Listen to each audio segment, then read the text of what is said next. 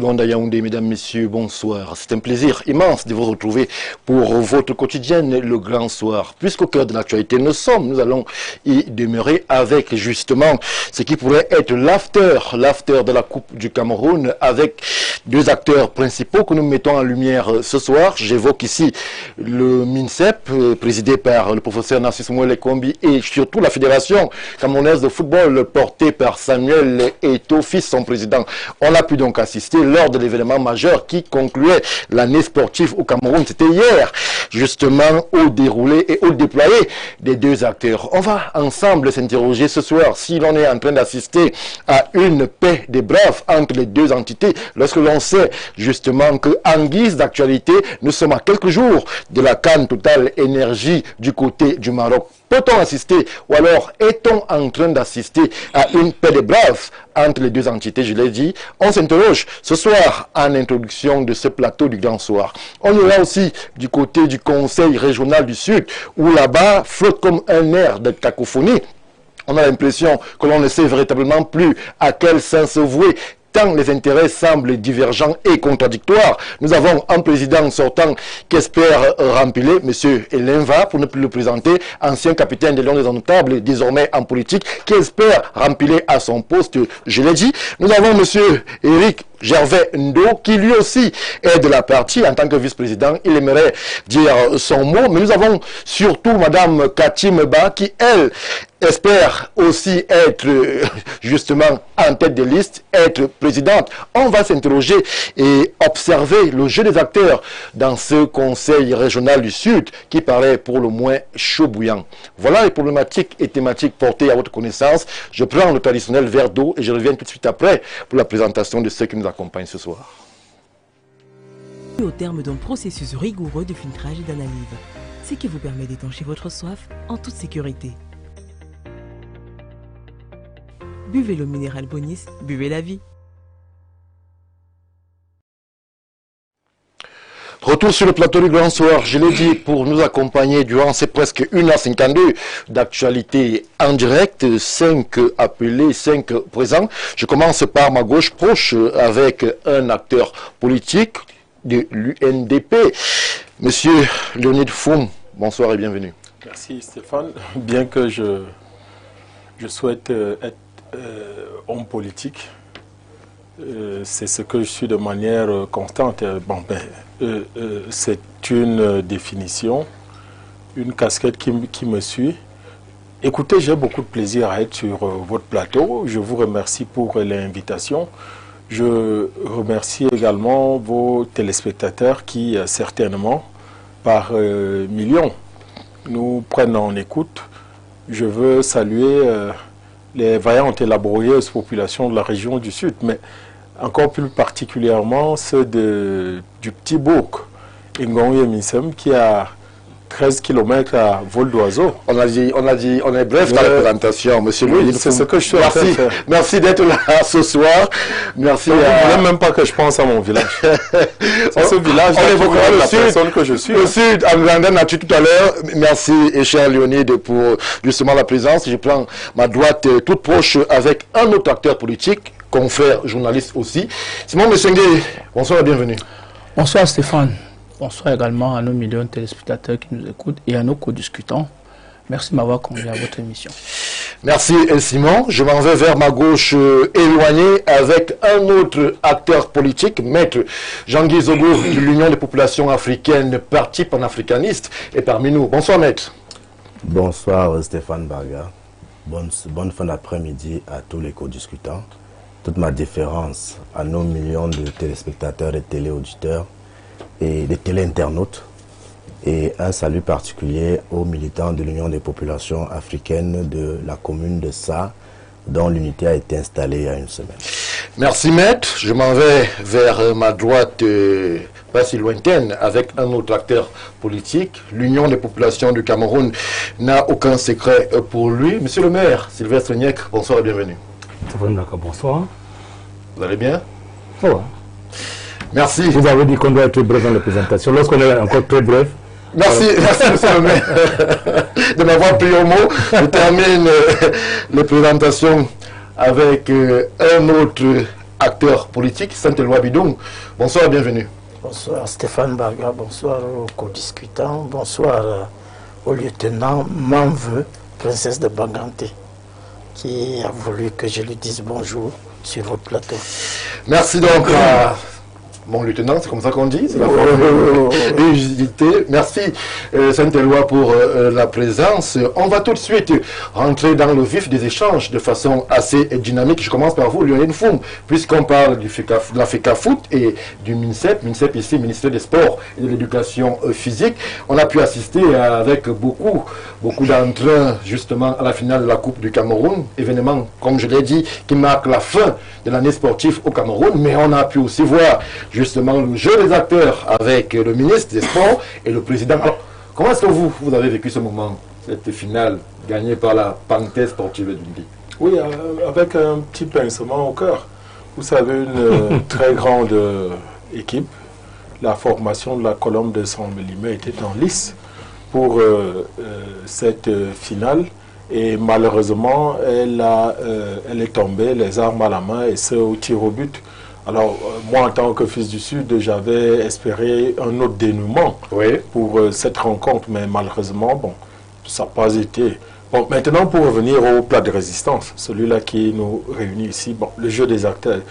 Disons que de manière globale, on a constaté comme une sorte d'accalmie dans le fond de l'affrontement qui a souvent opposé le président de la FECAFOOT et le ministre des Sports et de l'Éducation physique, mais avec un score, si on veut parler footballistiquement, un peu en faveur de la FECAFOOT. Je pense que le président de la FECAFOOT était loin d'avoir le triomphe modeste, mais tout le monde sait qu'il a remporté une très grande partie. Et que aujourd'hui, plus que jamais, il tient les manettes de l'équipe nationale qui lui échappait. Et le ministre semble comme qui dirait avoir jeté les armes pour le regarder faire. Dans le jeu des acteurs, selon votre lecture, le ministre serait perdant? Moi, je crois que nous sommes à une phase de cet affrontement. Et dans cette phase-là, le candidat mène au point. S'il faut parler comme à la boxe. Donc, il mène au point. Mais si il faut regarder les choses de manière totale, holistique, c'est une bataille qu'il a remportée. Je suis pas très sûr que cette guerre-là va s'arrêter à ce punch. Voilà. Merci Lionel Foum. Saint-Éloi Bidoum, je vous ai vu assez dubitatif lors du déroulé de Lionel. Vous avez évidemment vu le match, vous avez assisté à ces tirs au but, vous avez surtout vu Samuel Eto'o, fils président de la fédération, assez sûr de lui, assez justement debout face au ministre. On a vu un ministre qui semblait parfois hésiter, des séquences où il semblait éviter même le président de la Fédé. Cette atmosphère, ce climat peut-il augurer d'une canne totale énergie Maroc 2025 en pleine de sérénité pour nos Lions, lorsque la tutelle et justement la fédération ne sont pas, ou alors ne semblent pas très en harmonie? Stéphane Barga, j'ai suivi RFI ce matin. Oui. L'invité de RFI, c'était Joseph Antoine Bell. Oui. Et Joseph Antoine Bell a essayé d'analyser la situation footballistique au Cameroun. Et le duel qui oppose le ministre des Sports au président de la FECAFOOT. Et il a conclu tout son propos par une parabole, une image qui en dit long. C'est-à-dire que il nous a expliqué que quand vous êtes au marigot en train de vous laver, si d'aventure un fou arrive, il porte vos habits et s'en va avec, il ne faut pas le suivre. Alors, je vous pose en deux questions, Saint-Éloi. Est-ce que vous êtes surpris de cette sortie de Joseph Antoine Bell? Et selon sa fameuse parabole, qui serait le fou Et qui serait celui qui serait en train de prendre son bain? De toutes les façons, je crois que c'était l'attitude du ministre des Sports aurait été une attitude de sagesse. Nous sommes à moins de 10 jours. Il avait le choix? Oui, tout à fait, tout à fait. Tout à fait, non. Ne m'obligez pas à sortir du cadre de votre sujet, parce qu'on va rentrer. Les comportements de Samuel Eto'o sont plus politiques que sportifs. Voilà. Donc, évitons, analysons tout simplement le fait. Le ministre des Sports a choisi de ne pas répondre aux propos de Samuel Eto'o, à son enthousiasme, à tout ce que vous pouvez imaginer. Comment le ministre a fait le choix de ne pas répondre. Oui. Nous sommes à 10 jours de la compétition. Il ne fallait pas en rajouter, hein, pour que demain ou après-demain, les gens puissent dire que on ne m'a pas permis de faire ce que je voulais faire. Donc, l'attitude de l'État, je préfère parler de l'État, par la voix du ministre Moelle Kombi, aura été de faire profil bas pour permettre une attitude à la Pilate. Pas tellement à la Pilate, hein, vous serez surpris et gravement surpris. Parce que je voudrais, si vous voulez qu'on entre dans les trucs, moi je dis que Joseph-Antoine Bell a dit que si un fou porte tes habits, s'en va avec, faut pas le suivre. Vous n'avez pas le point est clair. Le fou c'est Eto'o. Hein? Le fou c'est Eto'o. De toutes les façons, un homme de l'ampleur de Samuel Eto'o, quand il a perdu le sens des valeurs, c'est-à-dire le sens de la légalité, du respect de l'État, je crois qu'il n'y a pas d'autre terme que envoyer Eto'o là où on héberge des gens qui ont perdu le sens des valeurs. Ça, c'est ma position. Merci, Jean-Thomas Bidon. Je me tourne vers Maître Jean-Guy Zogo. Alors, c'est vrai que cette querelle n'en finit plus de faire réagir. On a l'impression que c'est à chaque jour son épisode. Mais là, il y a des enjeux, il y a des événements qui nécessitent quand même qu'il y ait un minimum de cohésion. Sainte-Éloi nous prédit déjà en quelques phrases qu'il n'y a rien à espérer du Maroc lorsqu'on l'écoute. Si le président de la fédération serait un fou, comment est-ce qu'un fou peut amener à la victoire lorsque l'on sait justement la qualité des équipes que les Lions indomptables du Cameroun devront affronter au Maroc? Stéphane Barga, vous entrez dans l'histoire de ma communication politique comme le premier journaliste qui m'adresse une invitation à débattre de ce sujet, et je l'accepte. D'habitude, je décline sous des fallacieux prétextes. Pourquoi? D'abord, Samuel Eto'o n'est pas fou. Première chose, même si c'est en fait une manière de parler. Oui.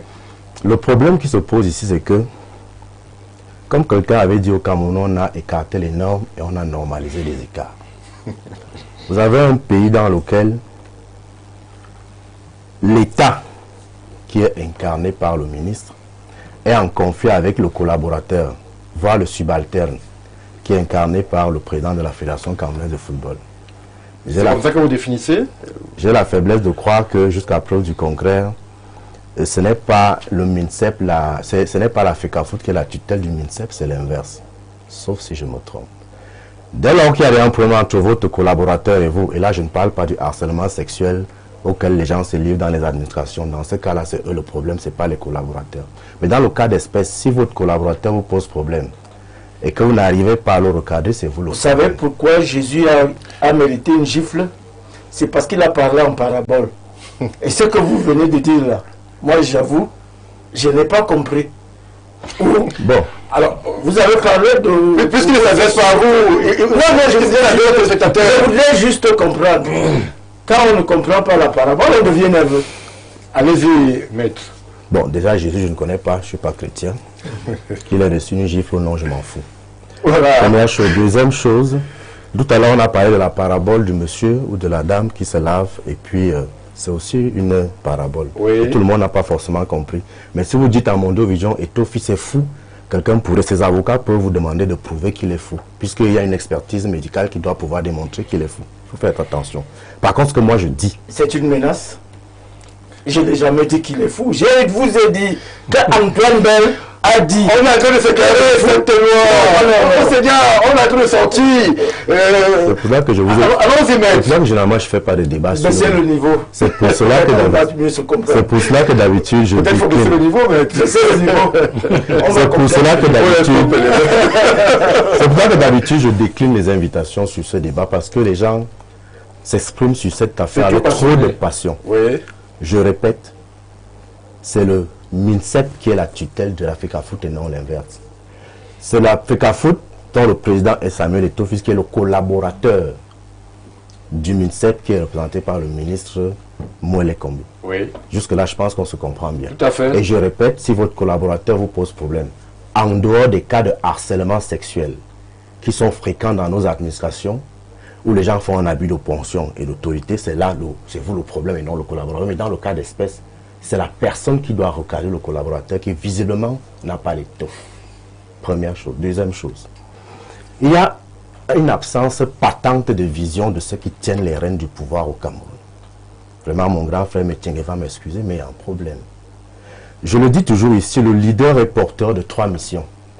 Il a une vision, il établit l'alignement et il contrôle la mise en œuvre. Quelle est la vision que le renouveau a pour le football, en particulier le sport en général? Oui. Parce que si on regarde ce qui se passe, on a l'impression qu'il n'y a pas de vision.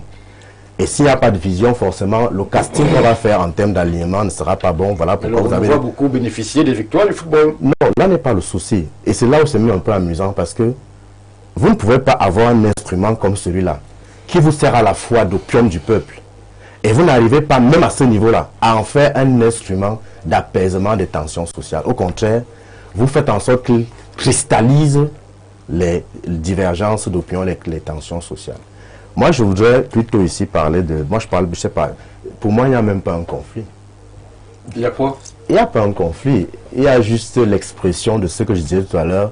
On a écarté les normes, on a normalisé les écarts. Lorsque je serai le président de la République du Cameroun, ce qui va arriver, rassurez-vous, j'aurai une vision. Vous êtes en campagne pour 2032, là? Peu importe, il n'est jamais trop tôt. J'aurai une vision en ce qui concerne le sport. Je vais prendre un exemple pour vous montrer à quel point... aussi. Pour vous montrer à quel point il y a quelques... C'est un peu con ce qui est en train de se passer. C'est le ministère des Sports et de l'Éducation physique. Oui. À quel niveau se trouve l'éducation physique? Ou alors c'est le ministère des Sports spécialisé du football masculin. Parce qu'on n'arrive pas à comprendre comment est-ce que des gens peuvent parvenir à nous faire croire que il y a un monsieur qui, à lui tout seul, est le problème. Samuel Eto'o-Fils. Samuel Eto'o-Fils ne devrait pas être un problème. Pourquoi? Quand je parle d'absence de vision. Voilà un monsieur qui, à lui tout seul, est un instrument géopolitique. La géopolitique du sport. Quand il n'y a pas de vision. Vous avez un instrument comme celui-là, Samuel Eto'o-Fils, vous n'arrivez pas à l'utiliser. Vous n'arrivez pas à en faire bon usage. Et vous essayez à chaque fois de donner l'impression que le gars est gonflé, il est ceci, il est cela, alors qu'en réalité, c'est vous qui l'utilisez mal. Merci. Merci, et c'est la raison pour laquelle je parle d'absence de vision. Parce que ailleurs, Samuel Eto'o-Fils aurait été un putain d'instrument géopolitique, voire même un instrument de communication diplomatique. Merci. Simon Messengue, je me tourne vers vous. Au-delà de la très belle victoire des Humanto, la Panthère d'Undé, il y avait aussi notamment les caméras braquées sur ces deux acteurs-là qui ont en charge justement de porter l'ambition football au Cameroun. On parle là de la fédération, on parle là du ministère des Sports, mais surtout lorsqu'on met le curseur sur l'événement majeur qui arrive sur le continent, on parle là de la CAN. Est-ce que vous rejoignez la session de maître Jean-Guy Zogo sur le plateau qui estime qu'il n'y aurait pas de vision? C'est pour ça qu'on a l'impression que le collaborateur, qu'est Samuel Eto'o, n'en fait qu'à sa guise et que le ministre manque de tempérament pour pouvoir le recadrer lorsqu'il le faut. Je comprends bien mon ami Zogo qui parle de manque de vision. Mais je crois qu'il attrape le serpent au milieu. Parce que, voyez-vous, sous le renouveau a mis le Cameroun au sommet de l'Afrique, suivant ces 40 dernières années. Oui. Or, l'Afrique, le Cameroun avant 1982 n'avait pas un palmarès, n'avait pas de palmarès, il faut le dire. C'est-à-dire qu'il n'avait ni Coupe d'Afrique, ni n'avait jamais participé à la Coupe du Monde. Je crois que la première participation, c'était justement en juin 82. Et donc, entre 82 et 2020, le Cameroun est le premier pays, le plus grand pays footballistique d'Afrique. Selon le palmarès, ça veut dire 7 fois. 7 fois à la Coupe du Monde, 5 titres de champion d'Afrique, un titre de médaille d'or olympique, vice-champion du monde avec la Coupe des Confédérations et tout ce qu'on peut imaginer par la suite. Aucun pays africain n'a ce palmarès jusqu'ici, jusqu'aujourd'hui, tout au moins. Maintenant, ce qu'il faut noter ici, et c'est là où on fait intervenir les hommes qui accompagnent, pas le président de la République, mais qui accompagnent le Cameroun dans son développement. Voyez-vous, on parle, ici c'était le mouvement sportif national qui était à l'honneur. Oui. Oui, puisque vous avez très bien vu que c'est le Premier ministre, représentant du président de la République, qui présidait la cérémonie. Et vous avez bien vu que il a remis les trophées à toutes les fédérations et conclu avec le football qui est la plus grande, du moins qui est le plus grand sport. Même si le président de la République a toujours reconnu que mais le football est toujours le sport, l'un des sports, sinon le sport le plus répandu au monde. Donc, de ce fait, on lui fait souvent la primeur de clôturer la saison par lui. Très bien. Mais vous voyez très bien que qu'est-ce qui se passe dans l'opinion? C'est des individus qu'on veut mettre en avant. Vous voyez, ici, on ne parle même pas des principaux acteurs, à savoir la Panthère d'Undé et le Colombe du Sud. Là, on parle des individus. Parce qu'à un moment donné... La faute à qui? Écoutez, la faute d'abord à ceux qui veulent qu'on parle d'eux à la place du Cameroun. Il faut savoir une chose, hein. Le refrain de notre hymne national, faisons toujours. Il faut qu'on revienne à cela. Quand nous tous, nous chantons l'hymne national, qu'est-ce que nous disons au refrain? Cher patrie terre chérie, tu es notre seul et vrai bonheur. Et on finit par à toi l'amour et le grand honneur.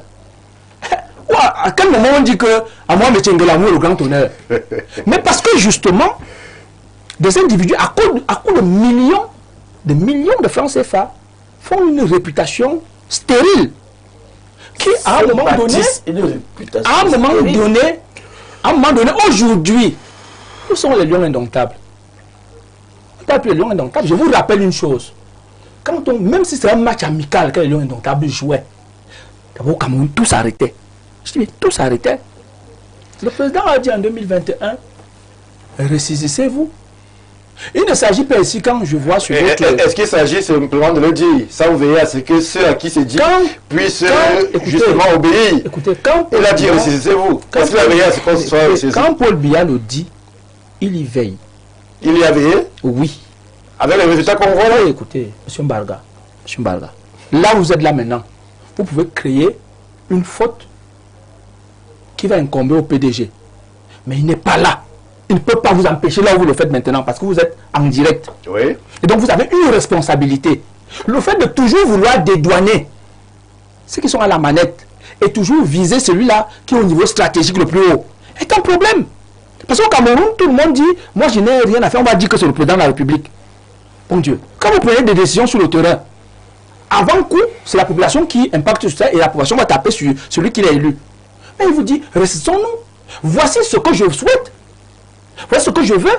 Il est sous cela. Et je vous rappelle, nous avons un nommé et un élu. Attention, le président de la République peut retirer sa confiance peut-être au ministre, mais est élu. Donc c'est une affaire assez complexe. Mais ici, il s'agit du patriotisme. C'est de ça dont il est question. Si vous acceptez abandonner votre prestige pour donner le prestige à l'État, pour donner le prestige à ce que nous avons passé 40 ans à bâtir ensemble, les lions indomptables, alors là, on trouvera la solution. Il ne s'agit pas ici de s'aimer. Non, il ne s'agit pas ici de s'aimer ou de s'embrasser sur la bouche. Il s'agit ici de tout faire selon ce que le refrain de notre hymne national, notre chant de ralliement dit. Et là, on aura trouvé la solution. Si aujourd'hui, ces acteurs décident que nous allons prendre notre 6e étoile au Maroc, ça va se faire. À condition qu'ils arrêtent de croire qu'ils sont le centre du monde. Mais qu'ils mettent, Merci. qu'ils mettent les lions indomptables au centre du monde, au centre de l'Afrique. Merci. Monsieur le maire Nek, alors je me tourne vers vous. Lorsque on observe justement la cartographie footballistique au Cameroun, c'est vrai que les joueurs et même les acteurs du terrain semblent un peu légués aux oubliettes pour mettre en avant les dirigeants. On parle de la fédération, on parle du ministère. Est-ce que vous avez l'impression, je commence par là, que le football est pris en otage par ces deux entités? Parce qu'on parle plus d'eux et on ne parle pas assez des joueurs. Stéphane Baga, le CAFOOT, ministère de la paix des braves, Oui, c'est la question. c'est que moi je vous pose. À l'instant. J'oublie l'autre là. Non. C'est que je vais répondre à votre question. Oui, Mais je commence par la thématique. allez-y. C'est le CAFOOT, ministère de la paix des braves, Oui. point d'interrogation. Il ne faut pas oublier ce qui s'est dit et ce qui s'est fait avant. On parle d'un discours d'un chef d'État qui n'est ni un acte légal ni un acte réglementaire. Il faut le dire. La deuxième chose, c'est la confusion volontaire entre l'État et le gouvernement et un acteur du gouvernement. Je vous pose une question à laquelle vous n'êtes pas obligé de répondre. Si un ministre accidentellement ou volontairement tue quelqu'un, est-ce que c'est un crime d'État? Non. Non. Si le ministre Non. Ou s'il est en activité Non. dans son ministère, Je dans vous la pose une compétence. question. Non, dans ces cas. Ne nous éloignez pas, monsieur le maire. On n'est pas là la Je vie. ne vous éloigne pas du tout. On n'est pas la vie. L'essentiel. Je vous éloigne pas. Si moi, Niek, du haut de mon poste que j'occupe, que je souhaite avoir, je pose un acte personnel d'inimitié ou d'amour avec quelqu'un, où je harcèle une dame, est-ce que tout ça peut être considéré comme un crime d'État? Non. Non. On a donc organisé une histoire où on met un homme, deux hommes, l'autre comme étant un voyou, un fou, lui comme étant l'État. Ça commence par là. Personne ne peut affronter l'État. Voilà. On peut affronter le membre du gouvernement, y compris l'amener au tribunal et gagner. Bien sûr. Nous, à l'UPC, on l'a fait. Ouais. C'est ça le problème. Lorsque le ministre a nommé un responsable à l'UPC, nous l'avons tenu en justice, il a perdu. Malgré que ça ne fonctionne pas, c'est lui qu'on a tenu en justice. Comme pour vous dire que j'entends des choses horribles ici. Est-ce que lorsqu'un chef d'État vous parle, il a d'abord dissous toutes les lois, tous les décrets qu'il a pris? Non. Pour vous dire, l'État investit, l'État fait ça, on n'a pas les résultats escomptés. Ressaisissons-nous. Vous décidez, vous, d'en faire la traite personnelle, de dire que celui qui n'est pas d'accord est contre l'État. Et j'entends des choses ici que quelqu'un a bâti sa réputation personnelle. Je dis non. Il faut faire attention. Lorsqu'on agit sur le champ politique, le champ sportif, on se bâtit une réputation dont l'État peut être bénéficiaire ou non. Bien sûr. Qu'est-ce que l'État a fait pour que les grands sportifs n'ont rien? Sinon créer des opportunités. L'État ne joue pas au football, ne joue pas au basket. Nous avons des noms qu'il faut pouvoir capitaliser après. Malheureusement, c'est ça le problème. C'est ça le problème. Si vous et moi ne s'entendons pas, ça ne devrait pas être un affrontement entre l'État et moi, non. On devrait arriver, et je pense que ça a été encouragé. La paix des braves, non. Il y a eu un arbitrage sémiotique. Il n'y a pas de paix des braves. Non. Ils ont eu le temps de faire la paix des braves. Est-ce qu'on pourra donc, dans ce contexte, espérer quelque chose au Maroc? J'en viens. Ce n'est pas la paix des braves qui fait ça. Deuxième chose, c'est que les acteurs de la fin de la Coupe du Cameroun ne sont pas le ministre et Etofis. Pas du tout. Moi, j'ai vu un match d'un certain niveau, un niveau élevé d'ailleurs. Et ça m'a intéressé. Ça m'a rassuré quant à l'avenir du football camerounais. J'ai vu la panthère d'une avec un ailier gauche développer un football qui m'a plu. Heureusement, on m'a dit qu'il est appelé à l'équipe nationale. Ça veut dire que de ce côté également, quand c'est clair, c'est clair. J'ai vu la colonne du Dja et le bon. Je veux de suffisance au début du match et comprendre que non, c'est pas suffisant. À la fin, le match était très beau et le résultat était qui était normal. C'est ça le plus important. J'ai vu également la fin de la saison sportive de 54 fédérations, dont la FECAFOOT. Pourquoi on fait l'effort pour mettre le sur quelqu'un? Non. C'est pas ça. Le problème aujourd'hui, c'est qu'on va à la CAN. Moi, je confesse que ma posture est celle d'un Camerounais fan de son équipe nationale. Je ne piège personne comme tu as, parce qu'en fait, ce que j'entends ici, c'est que le faux a te demandé, on a joué la grande, on dit vas-y alors. Mais quand tu vas échouer, tu répondras sur le non. Il faudra qu'on sache que depuis 2020, l'équipe aurait pu être mise en reconstruction. On l'a engagé, mais comme nous sommes demandeurs, y compris moi, des résultats immédiats sans travail, on est arrivé à changer tout comme si le Hemley, le fighting spirit suffisait pour gagner un match. Voici un sportif. Il sait que c'est à force de travailler qu'on bâtit d'abord une équipe. Parce qu'avant ça, vous avez des individualités mises côte à côte. Pour bâtir une équipe, il faut un environnement. Cet environnement-là manque, malheureusement. Il faut le reconnaître. Et c'est pour ça que moi j'ai dit, je ne veux pas savoir ce qui s'est passé entre le ministre et le président de l'Afrique Foot avant. Je suis heureux de voir qui est trop fou, de voir qui l'autre est trop intelligent, de ne pas suivre le fou qui a apporté ses habits, ce qui m'intéresse. C'est comme en 1994, lorsque le président Biédois s'est remarié, on pose la question à tout le monde, chacun donne un avis. Vous avez des exemples assez cocasses? Bien sûr, parce que c'est vrai. Le ministre contre Komini répond en disant ce qui est intéressant pour lui, c'est que le prince ne soit pas seul au palais. Moi, ce qui m'intéresse, c'est que là où on va, que les Camerounais, tous comme un seul homme, soutiennent leur équipe afin que, quel que soit le résultat, que ça reste notre équipe. En souhaitant bien entendu que nous allions le plus loin possible. Merci. Je prends une ou deux contributions avant que vous ne disiez un mot. Saint-Éloi, bonsoir panel du Grand Soir. S'il vous plaît, demandez à monsieur Saint-Éloi justement de nous expliquer ce qu'il entend par l'État. L'Afrique Foot ne fait-elle pas partie de l'État?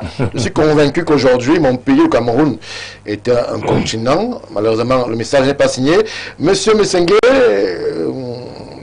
un homme n'accompagne pas le Cameroun, mais plutôt le chef de l'État. Les lions indomptables sont à l'image du Cameroun. Quand les lions gagnent, les lauriers reviennent au président. Quand les lions perdent, le président n'est pas comptable. Merci à vous, monsieur Abo, pour la contribution. Bonsoir à vous, Stéphane, et à tes invités. La route à Escalier. C'est ma route. Alors, je vais préférer prendre ce qui me concerne. Bonsoir à vous sur le plateau. Le football est la route, là. Très beau panel avec des invités qui parlent bien. Concernant votre première thématique, j'irai dans le sens de Maître Zogo et je dirais tout simplement qu'on nous excuse un peu avec ces histoires de football, de fédé et de ministère. Le pays a des problèmes plus importants. On est toujours en train de parler de football. On dirait que c'est le seul sport dans ce pays. Bien des choses à vous. Merci à vous, Franck, pour la contribution. Très rapidement, une autre. Bonsoir Info TV. Vraiment, dites à M. Bidoum d'accepter la défaite. Il s'exprimait sur tous les plateaux qu'Eto ne sera plus président, il y aura des élections. Eto est un surdoué. Monsieur le maire, toujours cohérent et homme de paix, comparativement à son voisin iconoclaste. Merci à vous, Paulson de Macaque, pour la contribution. Une autre très rapide. Bonsoir, cher Stéphane, et à tous vos panélistes. Il y a quelques minutes, j'ai vu sur la chaîne Al Jazeera que Marc Brice avait lui aussi envoyé sa liste. Source journal d'Al Jazeera, Cédric Papi Aubin. C'est vrai que cette information n'a pas encore été scrutée par notre service, notre très dynamique service des sports. On va justement y revenir. Alors, monsieur Saint-Éloi Bidon, on a l'impression que sous le couvert justement de l'événement du moment, on va essayer d'aplanir les sujets de dissension le temps que les Lions soient vainqueurs, ou alors qu'ils perdent, puisque monsieur le maire nous dit qu'il y aurait quelques esprits qui imagineraient que les Lions perdent pour que tout le pouvoir qui a été remis à la fédération lui soit tout de suite retiré. Non, j'ai écouté la conclusion du maire Niek, mais je voudrais vous dire que vous inscrivez dans la logique du RDPC. C'est-à-dire que on privatise les échecs et on nationalise. On privatise les succès et on nationalise les échecs. C'est ça le RDPC. Que vous connaissez bien. bien. En tout cas, bon. Je vais vous dire, j'ai la chance de ne pas savoir. Le football camerounais a des problèmes et de sérieux problèmes. La faute à qui? La faute au président Biya. La faute au président Biya, pourquoi? Parce que ça fait des années que les Camerounais crient sur tous les toits pour dire que rendez-nous notre football. Il est en otage. Ce football qui a pourtant tout donné au président Biya, il faut le dire. Mais ils ont dressé un mur d'indifférence au plan des Camerounais. Et nous arrivons aujourd'hui aux affrontements des hommes. Non, il faudrait, je dis que le président Biya est la seule personne qui peut arbitrer les problèmes. Le président a demandé aux acteurs de se ressaisir, monsieur le maire. Monsieur Mbaga, ne soyez pas naïf. Nous avons atteint un stade où vous voulez qu'on en vienne peut-être aux mains?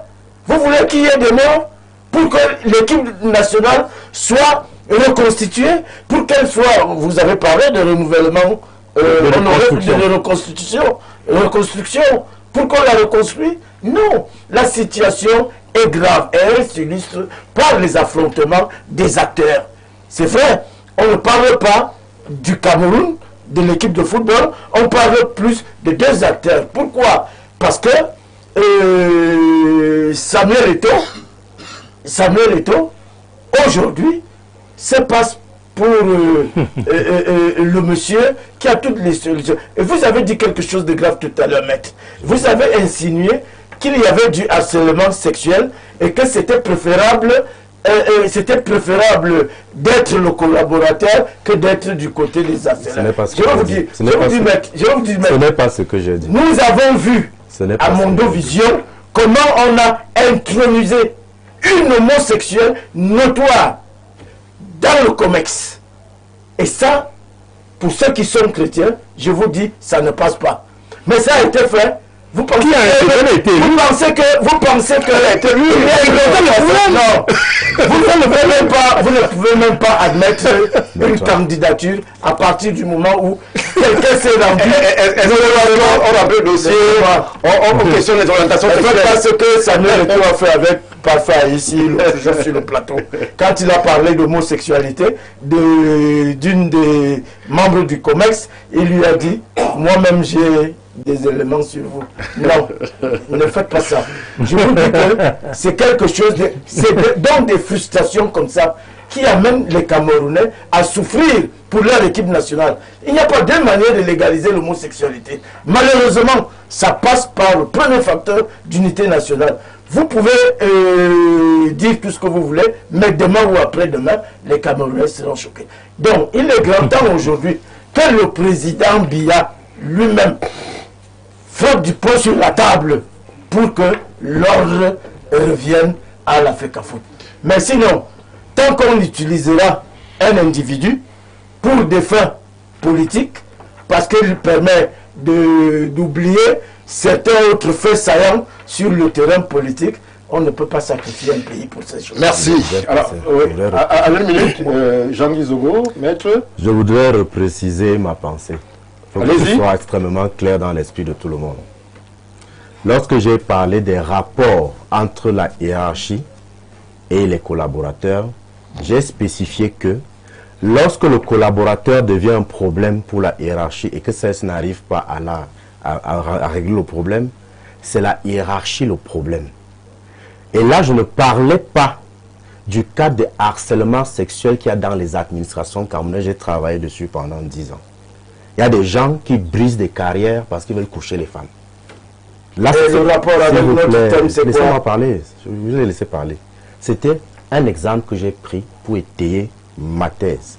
Maintenant, ce que vous évoquez en arrière-plan, je voudrais que les choses soient claires. Et je mets quiconque au défi. Sur la scène politique camerounaise, je suis le seul acteur de mon envergure à avoir une position claire sur tous les sujets d'ordre civilisationnel. Sur l'homosexualité, ma position est connue. Elle est connue. Alors, donc, ne mélangez pas ce que moi je prends comme exemple. En français facile. En français facile. Je n'ai pas compris. Non, en français facile, on sait quelle est ma position sur l'homosexualité. Vous pouvez la rappeler. Je pense qu'on devrait renforcer l'arsenal législatif répressif sur l'homosexualité. Moi, je pense qu'il faut condamner ces gens à mort. Vous me rassurez parce que si vous voyez la légalisation de la parentalité. Merci. Ça, c'est autre chose. Oui, je dirais que le mano à mano auquel nous assistons entre les MINSEP et le président de la FECAFOOT, c'est un peu le malheur, ou si vous voulez, la grande difficulté dans laquelle le Cameroun se trouve aujourd'hui. Et j'essaye de donner une illustration de ce que je dis. Moi, dans ma vie ordinaire, je suis un enseignant. Oui. Oui. Et les enseignants font... En fait, je suis aussi enseignant non seulement de métiers, mais de formation. On fait beaucoup de psychologie. Donc, lorsque vous êtes dans une salle de classe, il y a que vous avez plusieurs esprits et qui sont des individualités particulières. Et ce que nous, enseignants, nous remarquons souvent, c'est qu'il y a malheureusement des gens qui ne savent apprendre que dans la douleur et la confrontation. Il y a des gens comme ça. Et lorsque moi j'ai, par exemple, excusez-moi de la faiblesse de ma formation, lorsque j'ai, par exemple, psychanalysé le président de la FECAFOOT, c'est qu'il a une très forte opinion de lui-même. Et il est difficile... Elle s'interdit. Narcissique même à la Non, limite. je ne suis pas en train de dire que c'est interdit, mais je veux vous amener sur le plan de la pédagogie, comment est-ce que... Peut-être une forte opinion de lui-même face à l'adversité. Non, naturellement. Naturellement. Il a une très forte opinion de lui-même. Il est comme ça. C'est quelqu'un... Et ça l'a aussi construit. Hein. Quand il était dans la difficulté, il a fallu qu'il aille puiser au plus fort de lui-même. Sauf qu'à un moment, lorsque vous vous retrouvez dans un groupe et que ce n'est que du moi que vous faites, il y a de fortes chances que vous cassiez le groupe. Mais mieux, qu'est-ce que nous les éducateurs, parce qu'il faut toujours trouver des manières, hein, des manières de former et d'amener ce type d'enfants, si tant il est que c'est l'exemple de la pédagogie que j'ai pris au savoir. Je vous dis, c'est des gens qui sont intéressants dans la vie, mais qui n'apprennent que dans la douleur. Si la douleur ne le touche pas, si le feu, en réalité, ne le brûle pas, jamais il ne reculera. Jamais.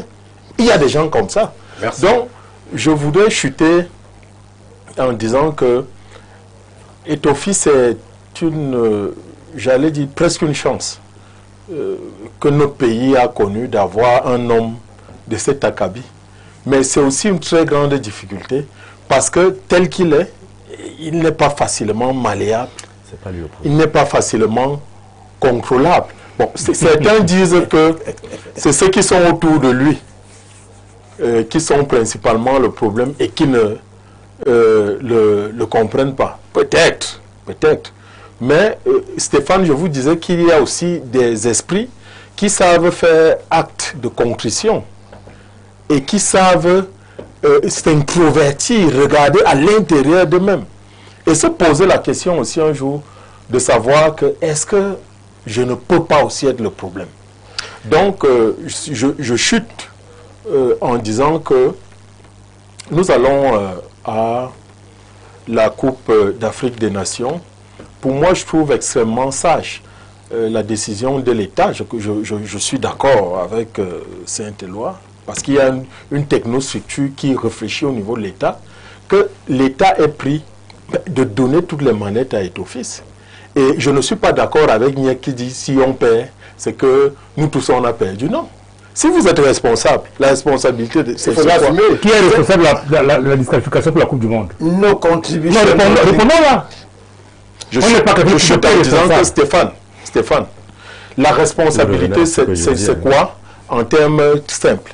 Mais c'est de répondre des actes que vous posez. Voilà quelqu'un à qui on a donné une équipe nationale et on lui a donné 5 milliards.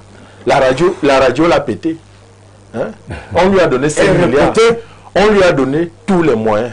Mais il ne faut pas que si c'est la bérésina de ce côté. C'est un piège qu'on a attendu au président. Mais c'est aussi un piège. Merci. C'est aussi un piège. Il faut qu'il le sache. On a compris. Il faut qu'il le sache que c'est un piège. On lui a attendu. En un mot, on sort.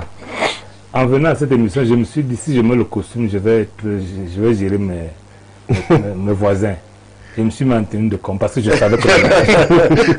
non, pas de sport. Juste le style. Hein? Parce que je dis encore, vous ne pouvez pas demander à un homme qui s'est bâti dans la douleur. Et tout s'est construit dans la douleur. Il sait ce que c'est. Vous connaissez combien de Camerounais qui peuvent partir en Europe, échouer et revenir et repartir, se battre contre le racisme, contre tout. Eto'o a un caractère fort. Il faut le reconnaître. Mais je dis, son caractère fort est dû à quoi? face à l'adversité, quand il est convaincu de sa raison, il ne recule pas. Ce qui a fait qu'il prospère partout où il est passé. C'est pas possible. Chaque fois qu'il avait... Non, chaque fois qu'il... Je vais illustrer. Chaque fois qu'il avait raison, il n'a pas reculé. Il n'a pas reculé en club. Il est arrivé quand il refuse le jeu. Il ne recule pas. On finit par comprendre que c'est lui la solution. Au Cameroun, il a fait 18 procédures au TAS. Non, au niveau international. Vous connaissez le résultat. Tout ce qui s'est passé, mais pourquoi doit-il... Non, attendez, j'ai fini.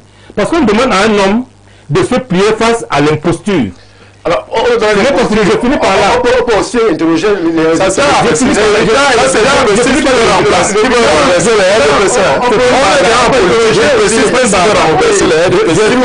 il supporte quelqu'un qui va s'aborder le pouvoir. Je finis par les résultats. Oui, les résultats. Ce n'est pas la première fois que l'État met à disposition les ressources pour nos équipes nationales.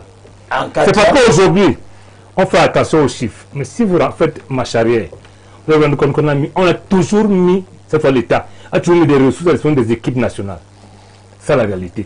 Maintenant, le problème, c'est qu'il y a quelqu'un qui vous dit que chacun reste à sa place et fasse son travail. Si tu es la tutelle, qui n'est pas la hiérarchie, il faut le préciser, il faut attendre qu'on te fasse un rapport. Si tu veux gérer, tu es dans les ordres de gestion, tu es juge et parti. Voilà la réalité des faits. Donc je dis aujourd'hui, nous avons quelque chose qui s'est passé à laquelle personne ne fait pas attention. Moi, je ne dis pas que le ministère n'a pas géré le problème de la Coupe du Monde, non. Nous avons géré la Coupe du Monde d'une certaine façon. Nous, on a vu la dichotomie entre le ministère qui veut gérer même l'intendance, les joueurs vont habiter où? Ils vont voyager comment? On a vu ça. On n'a pas été qualifié. Le ministère n'est pas responsable. C'est Paul Biya, comme il dit, qui est responsable. Parce qu'il n'a pas... Non, c'est vrai, il n'a pas arbitré à temps. Parce que les gens font une interprétation fallacieuse de son discours qu'on a transformé en passe-droit. Il n'a rien fait. Mais Paul Biya, à la fin, comme à son habitude, les gens du RDPC, anciens et nouveaux qui sont là, non anciens et actuels, disent que le président est propriétaire du temps, il a ses silences, il a tout, qu'ils ne sont pas surpris. Le président, à la fin, a arbitré de façon sémiotique. Il y a deux façons d'arbitrer. Recevoir un invité, ce serait la même partie. Non, c'est pas ça, c'est l'arbitrage. Non, monsieur le maire, je finis par là. Oui, finissons. Il y a la meilleure façon en politique d'arbitrer, c'est laisser quelqu'un battre l'autre. Qui a été battu? Et faire avec le vainqueur. Oui. Qui a été battu? Il vous a dit que Eto est utilisé de fins politiques. Le match là n'est pas fini. Eto est utilisé de fins politiques. Sur le plan politique, puisque vous voulez qu'on soit cru, entre Eto et tous les réunis, qui peut faire quoi pour Paul Biya? Pourquoi vous voulez qu'un homme politique, politicien et politiste, arbitre en faveur des gens qui ne lui apportent rien, qui ont fait qu'il échoue? Pourquoi? Paul Biya est exclusivement un homme politique et à ce titre-là, il agit de façon, et c'est a raison, il a agi de façon politique. Merci. Et entre le ministère, le MINFI et tout le monde réuni, et tout seul, il y a un choix facile à faire pour l'homme politique. Merci. Simon Messengue, on va au Maroc. Les Lions sont déjà en train de rejoindre Agadir, où ils entrent en stage d'éditeur. À l'issue de qui? La fédération. Pabou. C'est lui le coach? Vous m'amenez sur un terrain qui n'est pas le même. Parce que vous avez du membre socialiste. C'était pas moi qui l'ai dit. Le téléspectateur nous l'a fait comprendre. Et j'ai dit que le service des sports qualifié pour justement se prononcer sur ces choses. Le service des sports Info TV va investiguer cette information. Simon Messengue, programmé pour échouer ou alors programmé pour réussir lorsqu'on va au Maroc? Parce que le stage commence demain. Je voudrais dire qu'il y a une sagesse chez les étones qui dit que quand le chien ne veut pas chasser ou est incapable de chasser, il finit votre sac de provisions. Il faut qu'on... Ça, c'est chez les automnes seulement. Je voulais dire que, vous savez, Paul Biya est au pouvoir depuis pratiquement 4 décennies. 4 décennies. Plus 3. Il a gagné depuis 92 toutes des élections. Et Tofis n'était pas là. La victoire du président de la République, c'est parce que son peuple l'aime bien et le soutient. Vous m'avez compris, vous faites semblant. Non, je voulais taire cela. Donc il n'y a pas de comparaison. Il n'y a personne qui soit le principal acteur de la victoire du président de la République. C'est le peuple souverain mettre son destin. Là, on parle de football. Oui, je voulais justement d'abord préciser cela. Maintenant, je voulais dire ceci. Je voudrais être clair là-dessus. Les deux acteurs, c'est pour ça que j'ai pris cet adage, que ces deux acteurs arrête de nous mettre plein la vue. On n'en veut pas. Ce qu'on veut, Qu'est-ce que vous voulez pour le Maroc? ce qu'on veut, c'est faire ce que leurs prédécesseurs ont fait. Et qui a fait de nous, les Lions Indomptables, l'équipe la plus puissante d'Afrique. Je vous rappelle une chose. En 2002, Serena Williams ne jouait pas avec le maillot des États-Unis, mais jouait avec le maillot des Lions Indomptables.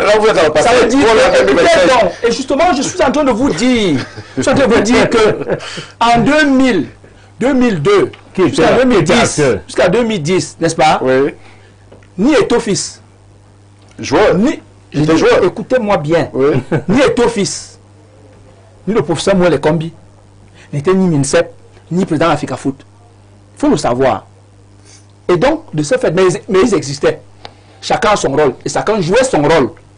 Ce qu'on leur demande aujourd'hui, c'est de faire exactement ce qu'ils ont fait hier. Chacun doit jouer son rôle. Merci. Vous allez nous mettre plein la vue. Ce qu'on veut voir ici, c'est le label Lion Indomptable, qui est le label, qui est la propriété exclusive de l'État du Cameroun. Merci, Simon Messengue. C'est cette loi. En 1 minute, on sort. Justement, en 1 minute, je voudrais dire que on ne va pas bâtir l'avenir du Cameroun avec le passé d'Eto'o-Fils. Eto'o-Fils a été bon footballeur sur le terrain. Oui. Il n'a pas été meilleur footballeur que beaucoup d'autres. Parce que les foules que Mila Roger a levées en 1990, je crois que l'État avait l'obligation d'être reconnaissant vis-à-vis de lui. Merci. Et s'il vous plaît, parce que ce qu'on entend ici, je voudrais vous dire que Eto'o comprenne qu'il est sorti des terrains et il est entré sur le terrain politique. Et le Cameroun n'est pas une mangue qui va tomber et il va juste se courber pour ramasser. Non. Voilà le conflit. Faites très attention. Dites-lui le supporter pour qu'il ne sera pas le Cameroun avec son passé. Ouais. J'avais, j'étais, j'ai fait. Et il y en a qui ont fait, monsieur. On ne peut pas nous rabâcher pendant des jours, des heures, sur tous les plateaux. Peut-être qu'on parle d'autre chose, non? Qu'on parle d'autre chose. Mais c'est à personne. J'espère. Il y a de nouvelles stars dans les Lions. Qu'il a une longue cuillère. Ça impose à personne. J'espère qu'il a une longue cuillère. J'espère qu'il a une longue cuillère. Parce que quand on est sur la table du diable, il faut avoir. Merci. 30 secondes, maître Jean-Louis Segon. On se Non, je ne sais pas pourquoi moi j'ai 30 secondes. Non, vous aurez 30 secondes. Ça, c'est le pouvoir discrétionnaire. Tout à l'heure, 30 secondes. tout à l'heure, j'ai eu l'impression qu'on essayait de donner l'impression aux populations camerounaises que le sujet n'est pas politique. Il est éminemment politique. Les politiques publiques du sport. Et je reviens à ce que j'ai dit au départ. S'il y a cacophonie, qu'il n'y a pas sanction, que ça a perdu dans le temps, ça veut dire que le leader n'a pas de bonne vision. Merci. 30 secondes. Oui, moi, sur cet aspect des choses, j'ai simplement envie de dire que beaucoup de gens supportent Eto'o-Fils parce qu'il est un peu comme cette mouche-là qui fait trébucher la vache. Et beaucoup d'acteurs politiques qui font dans une opposition d'opportunisme vont le soutenir parce qu'ils savent qu'il gêne le pouvoir aux entournures. Mais il sera un jour où, comme le disait Saint-Éloi, il va se retrouver exactement sur le terrain politique et les hommes politiques vont le traiter comme ils traitent tout le monde. Voilà. Merci. Bonsoir à tout le plateau. Voilà les Camerounais sur votre plateau qui veulent l'échec de l'équipe nationale de leur pays. C'est pathétique. Ok, le ministre a raison et ok, l'Africa Foot a tort. Mais maintenant, est-ce qu'on peut se concentrer juste un peu sur la compétition? Attendez de voir ce qu'ils feront là-bas avant de critiquer leur choix. C'est Serge. Je précise que la contribution nous vient des États-Unis. Merci à vous de nous suivre d'aussi loin. Bonsoir à vous sur le plateau. Très belle émission. Je m'appelle Emmanuel Ondoa. Pour ma part, je dirais que sur ce qui dérange les gens sur la gestion de M. Eto'o, c'est qu'il n'est pas corrompu. Tout ce que les gens parlent de ces garçons, c'est parce qu'ils ont des problèmes personnels avec lui. Merci pour la contribution. Bonsoir à vous, M. Stéphane Marga. Oh là là, c'est quasiment en mémoire.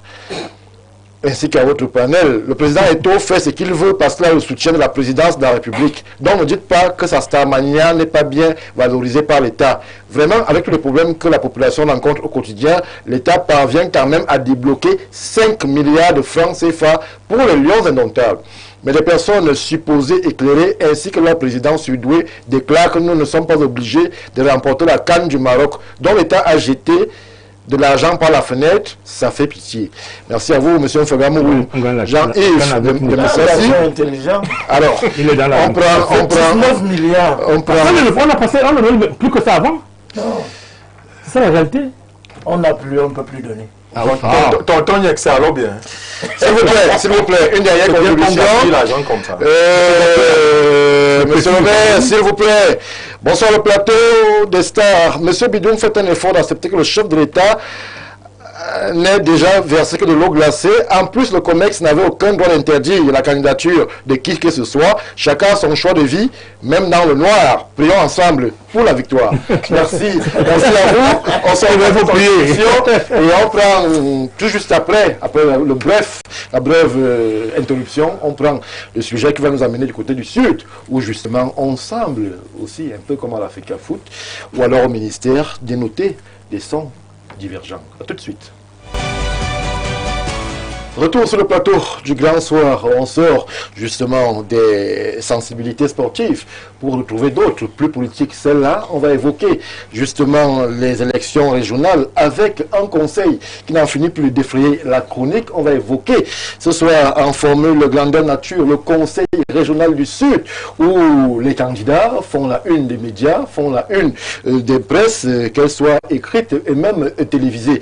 On a d'abord justement, je l'ai dit en introduction de ce plateau, le président sortant, M. Hervé Lenva, figure sportive bien connue de la place camerounaise qui entend rempiler. On a justement le vice-président, M.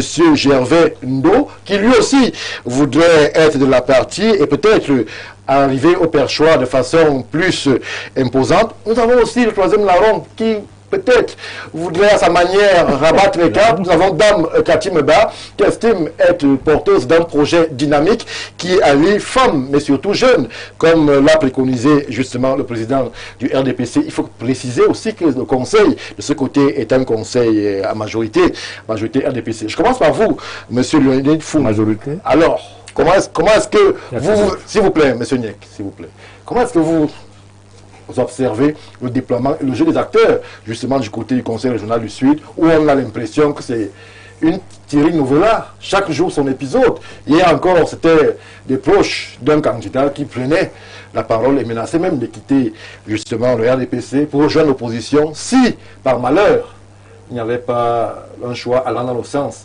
justement de celui qui était le leur. Non, mais le Sud reste le Sud. Vous savez, c'est la région d'origine et la région natale du chef de l'État. Et donc c'est une région qui, sur le plan politique, j'allais dire, est d'une certaine sensibilité. Et compte tenu du fait que le chef de l'État du Cameroun est originaire de cette région, elle braque aussi les projecteurs fortement. Si tu me permets de le dire, sur elle. Bon, maintenant, concernant... Vous dites elle, vous parlez de qui? La région. Okay. La région. Merci. Il faut qu'on soit bien précis, puisque ça va dans tous les sens sur nos plateformes. Alors, maintenant, concernant les acteurs, oui. Moi en particulier, j'ai porté mon dévolu sur Cathy Meba. Vous? Moi. Mais vous n'êtes pas électeur, vous êtes peut-être citoyen, oui, mais est-ce que vous êtes électeur au Sud? Je parle de moi. Oui. J'ai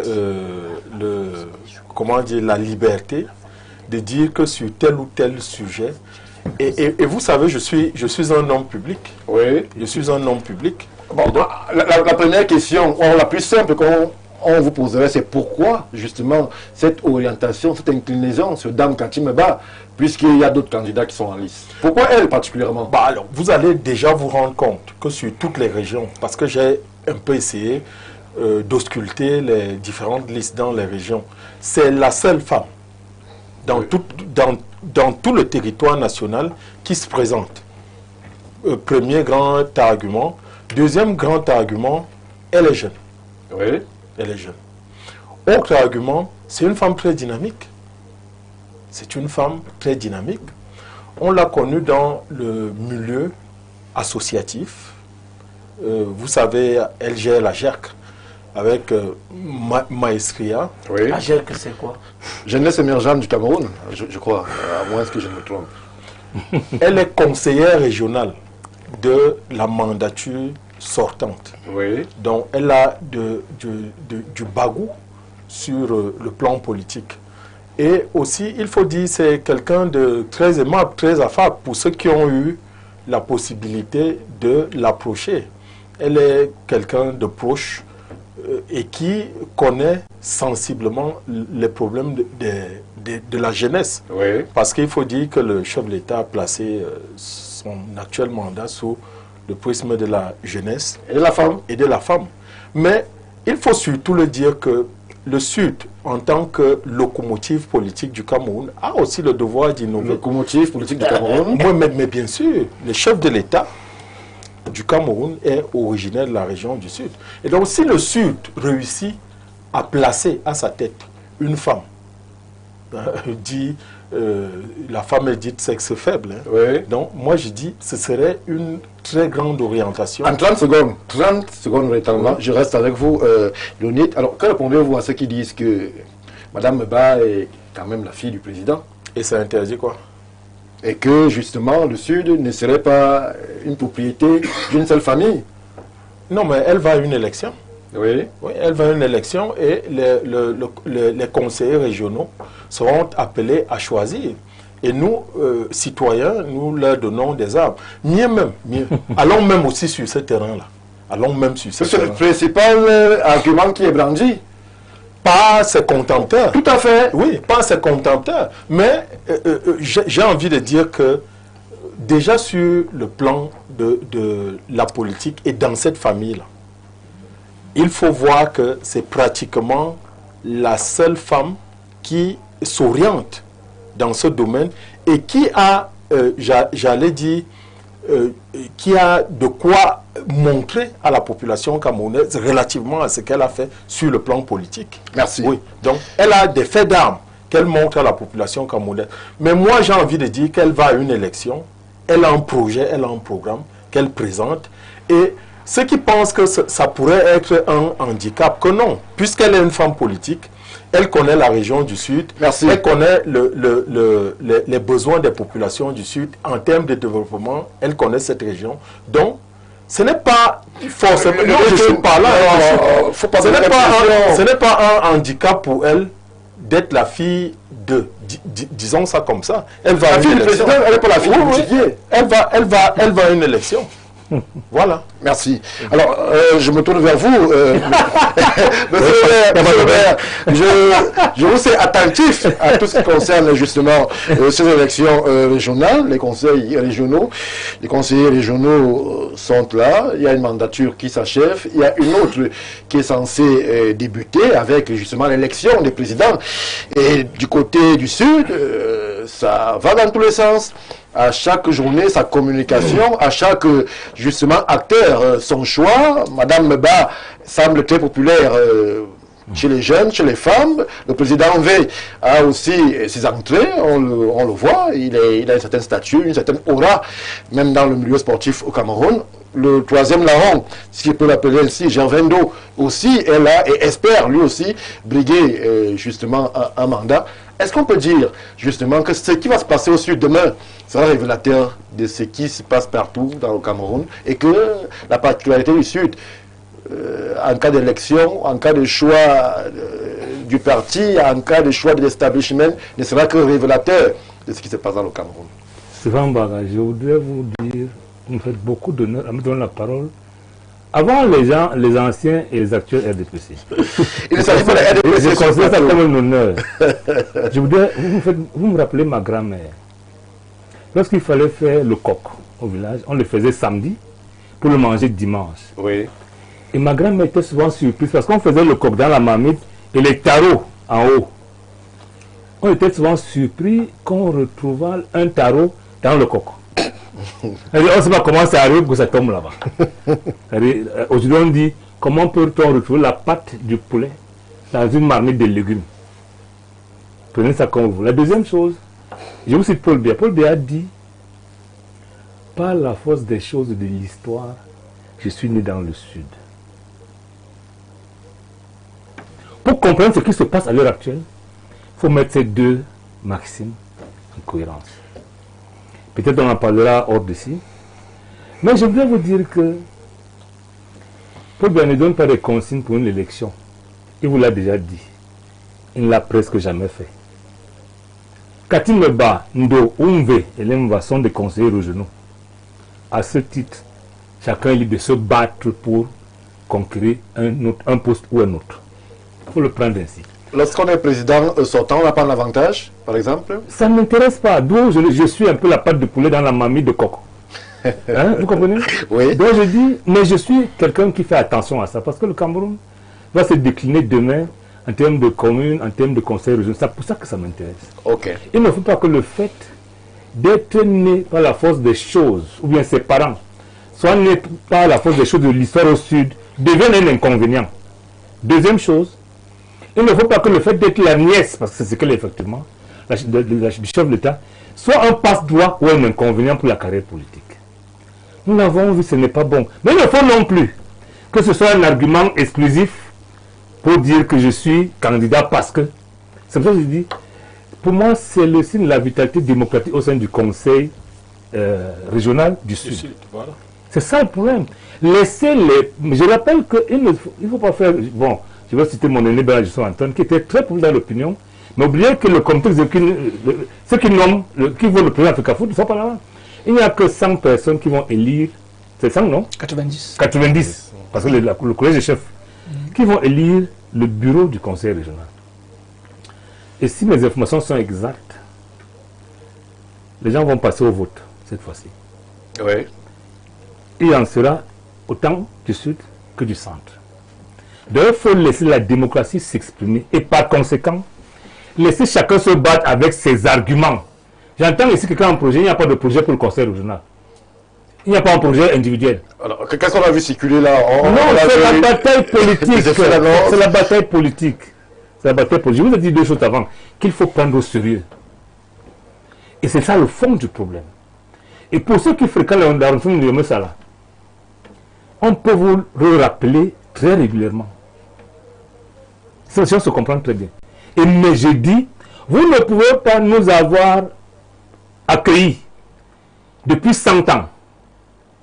Aujourd'hui, estimez que, comme ce n'est pas la force des choses de l'histoire qui sont nés au Sud, on n'est pas qualifié pour être à la tête du conseil régional. Ou l'inverse. Ou alors, comme mon oncle est chef d'État, ce n'est pas, c'est un inconvénient. Ou alors, comme je suis la fille du chef d'État, ça devient un avantage. Laissez les conseillers du Sud, qui me semblent, sont assez matures, mettre en pied leur leçon de plein droit qui va se tenir bientôt, leur exécutif régional. Merci. Le reste ne m'intéresse pas. Merci, monsieur. Ça va être suivi par... Si c'est Katim Meba, c'est tant mieux. C'est un Velemba, c'est tant mieux. C'est M. Ndo, c'est tant mieux. Le plus important, c'est comme disait Contu Comini en 1994, que le conseil régional ait à sa tête un exécutif. Merci, c'est votre avis. Bien je sûr. prends celui de maître Jean-Guy Zolo. Alors, les médias ne vont que là où il y a des éclats de voix, puisque c'est pas nous qui créons l'actualité, elle s'impose à nous. On se retrouve avec un conseil où chacun, je crois que c'est le seul d'ailleurs, qui a une telle effervescence, où on voit même... d'abord des projets. Monsieur le maire dit qu'il n'y a pas de projet, mais nous on a vu des séquences circuler sur les réseaux sociaux où chacun décline une ambition pour le conseil. On a vu des acteurs prendre la parole pour soutenir, comme Lionel Foum sur le plateau, justement tel ou tel candidat. On a vu aussi justement des populations du Sud interroger les profils, les parcours, les bilans, puisqu'il faut faire attention à qui est-ce qu'on porte à la tête. Même l'anthropologie d'une institution, même l'anthropologie, c'est important. Alors, comment est-ce que vous, en tant qu'acteur politique, vous appréhendez ce moment? Est-ce que, justement, on sera dans l'expression de la vitalité démocratique en laissant, ou alors en mettant en avant divers aspects, le genre, la jeunesse, l'expérience, ou alors les mêmes... La stabilité. les mêmes rengaines, le même modus operandi politique du Cameroun va s'opérer avec des choix venus parfois de très loin. Vous savez que j'ai l'habitude de ramer à contre-courant de ce qui se dit. D'abord, je voudrais, avant tout débat, au fond, rétablir un certain nombre de choses que j'ai entendues ici, là, qui ne me semblent pas toujours forcément vraies, parce qu'elles donnent l'impression que les Camerounais ne maîtrisent pas bien l'histoire de leur pays. Le président de la République du Cameroun n'est pas originaire du Sud, il est originaire du Centre. Première chose.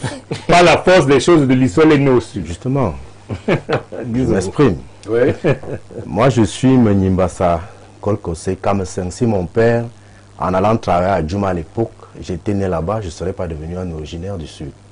Je serais toujours un originaire du Centre, de la Léquier. Première chose, il n'est donc pas originaire du Sud. Deuxième chose, parmi les 3 candidats en liste, personne n'est jeune. Parce que personne n'a 35 ans en plus. Il faut arrêter ça. Troisième chose... Dame est relativement jeune, Jean Guizogo. On ne peut pas dire qu'elle est... Stéphane Baga. Relativement. Stéphane Baga. Elle est relativement jeune. Stéphane Baga. Et c'est moi ce qui me gêne un peu généralement avec cette histoire de jeunisme en politique, c'est qu'on finit par faire croire que ceux qui sont réellement jeunes sont des enfants. Et vous avez des octogénaires qui se passent pour des jeunes. On est jeune jusqu'à 35 ans. Vraiment, sur ce plateau, personne ne peut prétendre à un projet Pager U. Par exemple. Il faut arrêter ça. D'accord? Alors, première chose, troisième chose, personne n'est jeune parmi les 3 prétendants. Ça, c'était là ce que je voulais d'abord élaguer. Maintenant, à la suite de ça, quelqu'un a aussi dit sur ce plateau que le Conseil régional du Sud est en majorité RDPC. Il n'y a que le RDPC là-bas. Il n'est pas en majorité RDPC, il est RDPC. Oui. Ça veut dire qu'en fait, et là, mon grand frère Métier sait de quoi je parle. On est quasiment dans une bataille comme celle qu'on assiste, celle auquel on assiste souvent lorsqu'il y a les renouvellements des organes de base. On a vu des renouvellements d'organes de base du RDPC où des moments où il fallait choisir des candidats pour les élections locales, où parfois les armes sortaient, les machettes sortaient. On a même brûlé les édifices publics. Donc pour moi, c'est en fait une bataille interne à nos amis du Rassemblement de la Martine. Qu'est-ce que la patte? Pourquoi justement cette spécificité? Il y a des élections régionales partout. Les conseils régionaux. La spécificité sur le Sud. Le Sud cristallise autant d'émotions, autant de sensibilité. Pourquoi on a l'impression que ce qui va se passer à Ebolo demain est différent de ce qui va se passer à Garoua ou à Maroua? Certainement parce qu'ailleurs, les choses ont déjà été balisées. Oui. Première chose. Deuxième chose, au Sud, à Ebolova, les acteurs. Au Sud, à Ebolova, je me rends compte, et c'est la seule chose qu'il faut peut-être féliciter dans ce qui est en train de se passer, c'est que vous avez des acteurs qui essayent de faire tomber un cacique. C'est tout. Mais en dehors de ça, il n'y aura rien de nouveau. Quelle que soit la personne qui sera élue demain, ça ne changera pas grand-chose fondamentalement aux conditions de vie des populations de la région du Sud.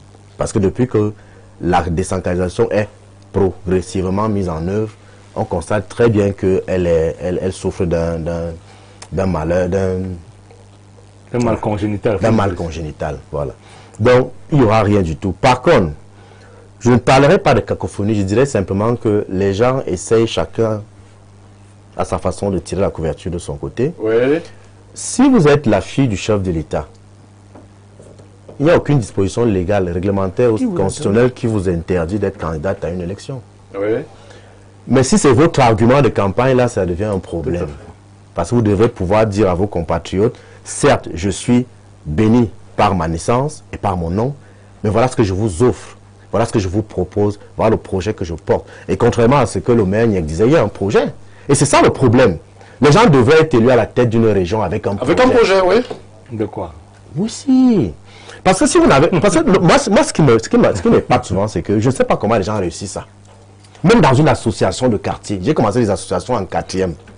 Même pour être élu président d'une association, on dit quand même ce qu'on veut faire pour l'association. Comment vous faites pour pouvoir être président d'une région? Vous ne présentez pas. Le maire n'a pas été attentif. On l'a vu. Parce que moi j'ai lu l'exécution. Non.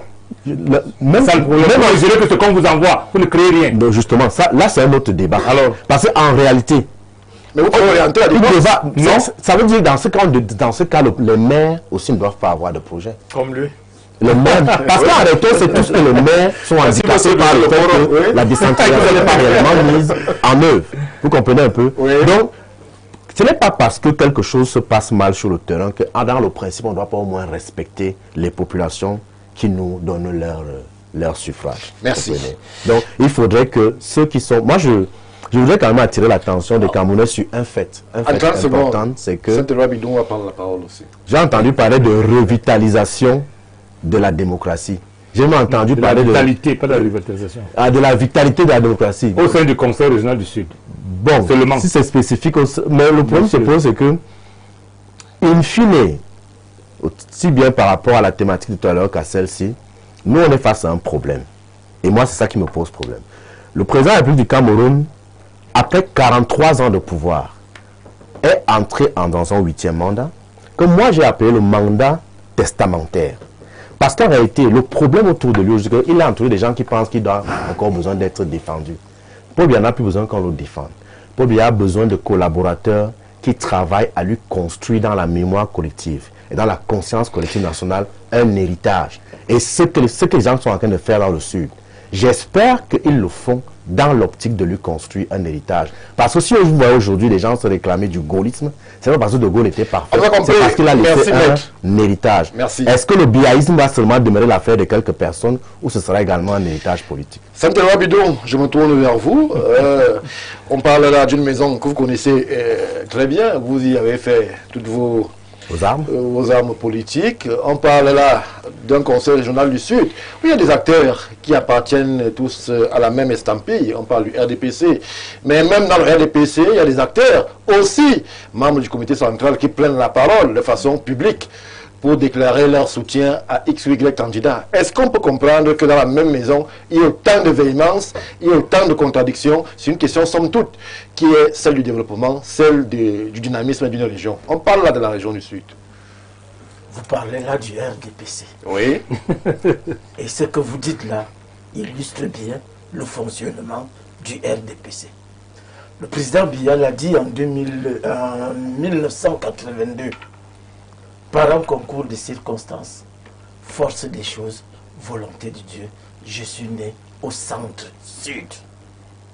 Parce que c'était une province. Oui. Centre-sud. Je crois que le président voulait attirer vers lui la sympathie de manière définitive de tous les ressortissants de ce qui est devenu deux régions aujourd'hui. Et je voudrais vous dire quelque chose, ça peut paraître comme une coïncidence. Quand le président Biya est entré au palais d'Etoudi, il est entré avec 3 enfants. Quand il est entré au palais d'Etoudi, oui. Ça signifie que avant qu'il ne soit au palais d'Etoudi, il avait déjà ses 3 enfants en charge.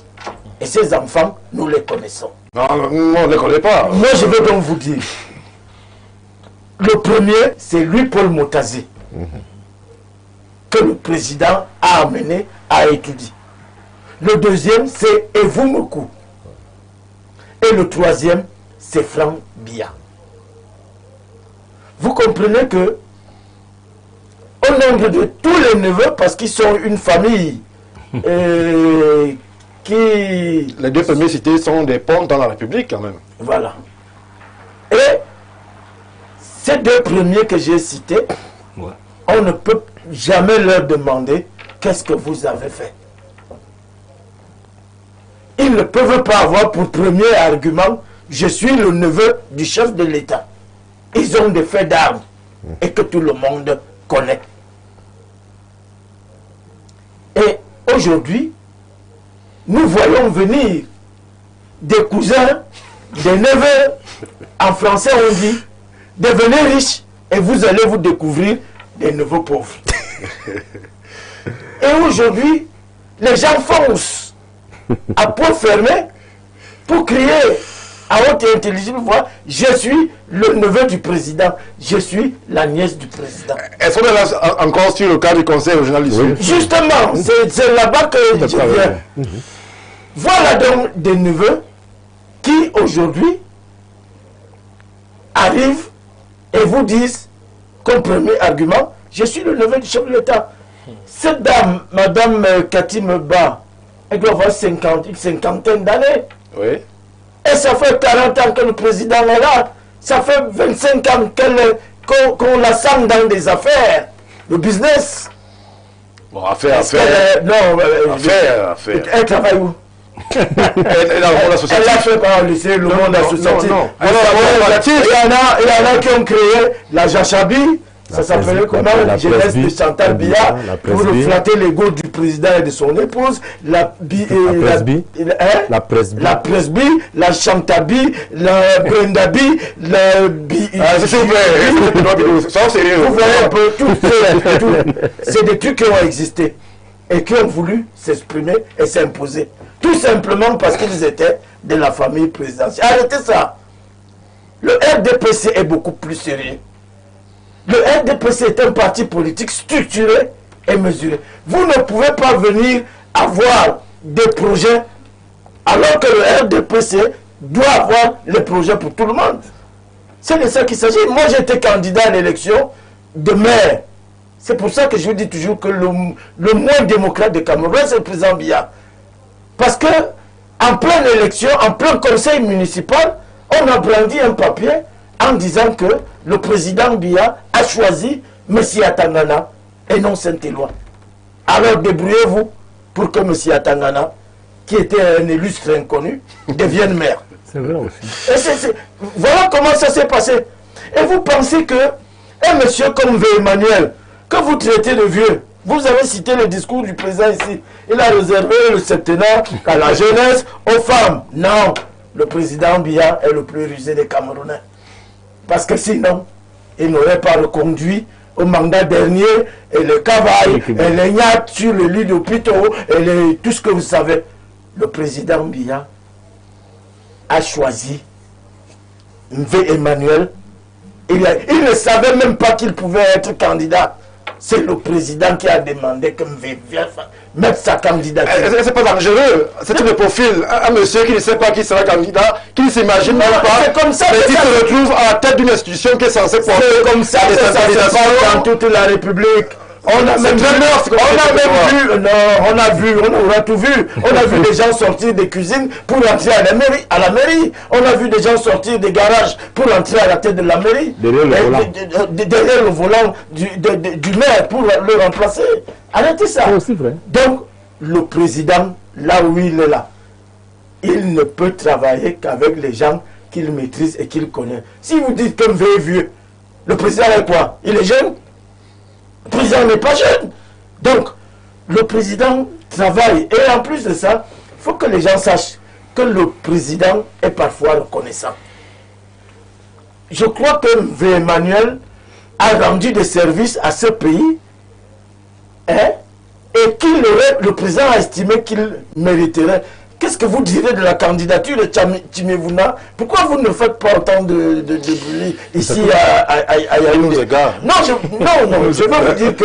vais vous dire que les choix sont ceux du RDPC. C'est un parti politique qui a un président et qui a une ligne éditoriale. Et qui a son projet. Merci. Et il ne peut exécuter son projet qu'avec des gens qui sont dans le projet. Merci Saint-Éloi Bidou. Alors Simon Messengue, c'est vrai que dans le jeu des acteurs, il y a des favoris, il y a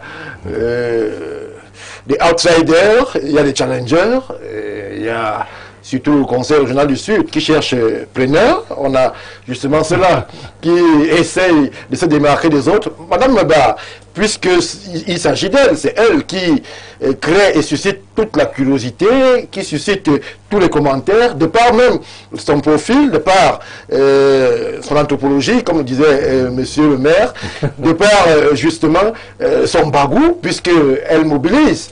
On l'a vu sur le terrain associatif. Est-ce que vous pensez justement que dans le jeu des acteurs, elle pourrait être confrontée à ce que Saint-Éloi, qui connaît bien l'ADN RDPC, pourrait être confrontée à ce qu'on appelle de ce côté-là la discipline du parti, qui voudrait que justement on cède la place et qu'on fasse plus confiance aux aînés qui ont, selon eux, un peu plus d'expérience.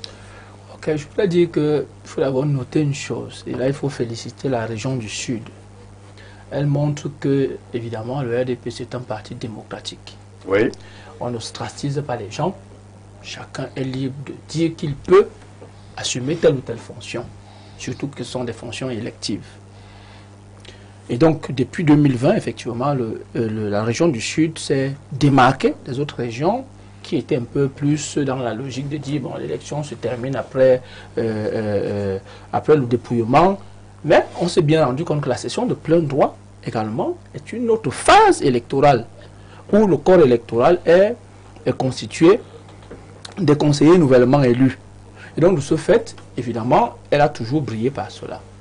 Et de ce fait même, ce n'est pas le parti qui gère cette élection, c'est bien le préfet, il me semble bien, qui convoque le... Non, ici c'est le gouverneur qui convoque la session et qui encadre bien l'élection. Donc de ce fait, on n'a rien à reprocher à tous les 3 prétendants au titre. Oui. On n'a rien à leur reprocher. Et d'ailleurs, c'est un match de retour.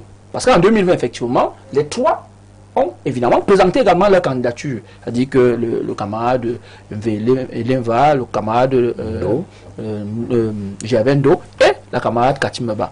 2020, ça s'est passé. Donc, Et le RDP7. ils sont revenus à la charge. Non, il y a eu vote. Il faut le savoir. Il y a eu vote. Il y a eu vote. Il y a eu vote. Il y a eu vote et M. Elenva a gagné. Oui, et le camarade Elenva a gagné. Oui. Donc, c'est clair et net. Ça, c'est la première des choses. La deuxième des choses, c'est quoi? C'est que le conseil régional n'est pas un refuge des fonctionnaires seulement. Vous dites d'une femme qui est entrepreneur dans le privé qu'elle travaille où? Donc, le fait de ne même pas être,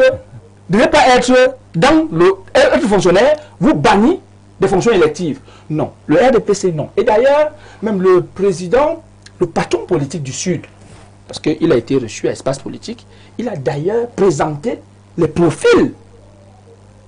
meilleurs profils du Sud que le parti a présenté à cette élection. Donc, il a dit, tous ces profils-là sont de très bons profils, issus de milieux divers. Oui. Ça veut dire que c'était un choix, mais alors un choix premium.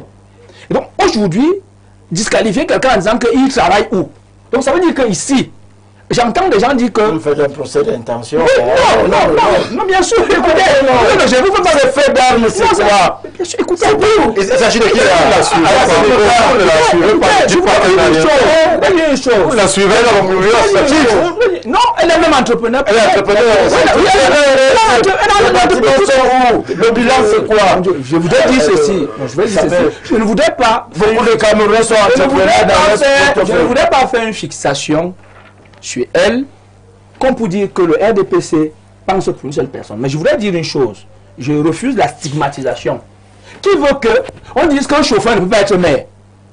Qu'on vous dise qu'un vendeur de maire ne peut pas être maire? C'est une fonction élective, bon Dieu. Et donc, de ce fait, le RDPC, qui est un parti de rassemblement,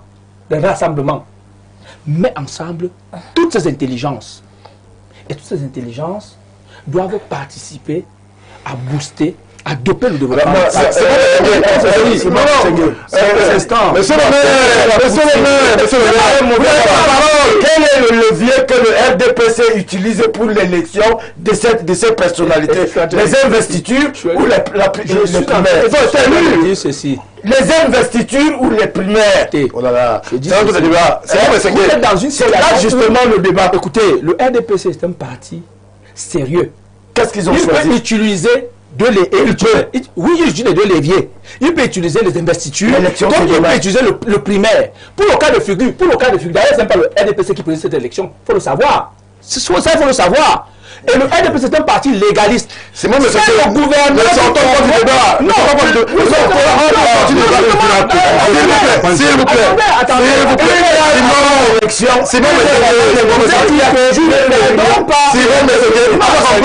Même 30 minutes, ça peut se passer. Maintenant, moi j'ai une question à vous poser. Attendez. Non, j'attends pas. Simon, je dis ceci. Katimeba, Gervendo, Emmanuel était là il y a 4 ans. Hein? Oui. Emmanuel a été choisi.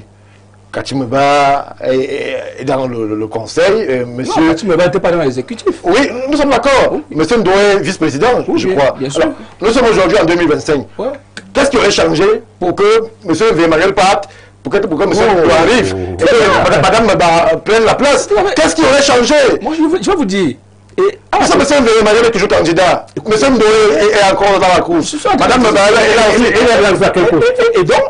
Et donc, qui va être président? Voilà, qu'est-ce qui a changé quand M. Ndoye va être président? Voilà, donc je voudrais dire ceci. C'est pour ça que c'est intéressant. Je voudrais dire, sans vouloir influencer l'élection pour X pour Y, parce que ce sont tous des camarades, je voudrais dire ceci. Et c'est pour ça qu'il y a eu une campagne après, où chacun a présenté son argumentaire. Il y a des projets? Oui, oui, oui. Attendez, il faut comprendre une chose. Non, il faut comprendre une chose. Quand on parle de projet, moi je parle de vision. Oui. De vision parce qu'en réalité, le RDPC a un projet qui se décline dans les régions et les communes. Maintenant, chaque candidat a une vision sur l'implémentation. Stratégie de mise en œuvre. Sur l'implémentation justement de cela. Et donc de ce fait, chacun a présenté ce qu'il va présenter à l'endroit, à la faveur des 90 conseillers régionaux. Oui. Et ce qu'il faut refuser, c'est toujours, et nous au RDPC, on ne stigmatise pas les Camerounais. Ce n'est pas parce qu'on est plus intelligent qu'on peut développer. Parce que dans tous les cas, même, je crois que c'est Descartes qui nous disait, non, c'est Socrate, ce que je sais, ce que je ne sais rien. Et que de l'antagonisme jaillit la parfaite harmonie. Et il me semble même que l'université que moi j'ai fait, l'université Yaoundé 1 dit, ceci que la collecte, la sagesse, c'est la collecte. Ça veut dire que le conseil régional, c'est pas parce que vous êtes élu, président du conseil régional, que vous n'aurez pas une équipe. Et cette équipe-là, la première ressource humaine que vous avez, c'est les 90 conseillers régionaux. Alors, qui vont vous aider dans l'implémentation. Ça pourrait s'appliquer au challenger. Alors, voilà, ça si on est vice-président, pourquoi est-ce qu'on aspire à être président si on est dans la machine? C'est pour cela que justement, chacun amène les armes qu'il a. Quand il vous dit par exemple qu'elle n'a pas été au conseil régional, donc elle ne peut pas assumer ce mandat, mais voilà ce qu'elle propose. Oui. Bon, le camarade donc vous dit que moi je n'étais pas le décideur, donc voilà ce que je vous propose. Le camarade Hélène va vous dire que moi, mais pourquoi cette polarisation sur Mme Meba? Sinon, s'il vous plaît, pourquoi cette polarisation sur Mme Meba? Qu'est-ce qu'elle a pour deux raisons. Oui, allez, pour deux raisons. Parce que elle est la plus jeune des trois personnes, premièrement. Oui. Deuxièmement, c'est une femme. Et mais il y a une troisième raison aussi. non, attendez. Que tu n'es pas obligé de voter. Attendez. Deuxièmement, c'est une femme. On se dit, bon, des 9, des 10 régions, il n'y a qu'une femme qui a... Et ça crée quand même... C'est la même chose qui s'est passée avec la compatriote Tomaino. Oui. On dit que c'est la seule fille. Donc, il y a cela particulièrement. On se dit, bon, comme le président a dit, que je ne pas officieuse. Il faut que ça tombe dans le sud. On a fait. Ça tombe dans le sud. C'est moi, M. on a fait de l'investigation de terrain. On a fait de l'investigation avec journalistes. Vous savez ce qui se dit du côté des Bonova, du côté de Samelima, concernant la question de cette candidature de Mme Meba. Il y en a qui vont même jusqu'à menacer le parti RDPC. Que si celle-là n'est pas élue, elle n'est pas choisie, il démissionne du RDPC. On a vu cela aussi. Évidemment. Ce qu'il faut dire, une élection charrie de passion. Ce qu'il faut dire. On peut mettre ça dans l'ordre de la passion. Il faut quand même se dire une chose. C'est effectivement de l'ordre de la passion. Et ce n'est même pas, il n'y a aucun candidat qui l'ait dit. Tous les candidats sont respectueux de la discipline du parti de 1, du RDPC de 2 et de 3, de la légalité elle-même, qui consacre que nous allons passer au vote pour que les 90 qui sont ceux-là qui doivent choisir le face en toute légalité. Merci Simon Messenguele. Alors, le Foum, je recommence par vous, l'exercice. Il nous reste à peine 10 minutes. Chacun aura 2 minutes pour dire son mot de fin sur justement cette problématique qui nous amène vers le Conseil régional du Sud. Alors, lorsque vous observez justement ces luttes, parce qu'il est question de cela, les déclarations qui circulent ici et là ne nous font pas savoir que les gens sont en train de se réjouir là-bas. Des menaces claires sont affichées par des membres du comité central du RDPC qui, justement, estiment que leurs candidats, certains, devraient être aux affaires. Est-ce que vous pensez que, justement, l'équipe qui sortira de ce vote pourra travailler en toute harmonie s'il y a autant de divisions dans le choix du président?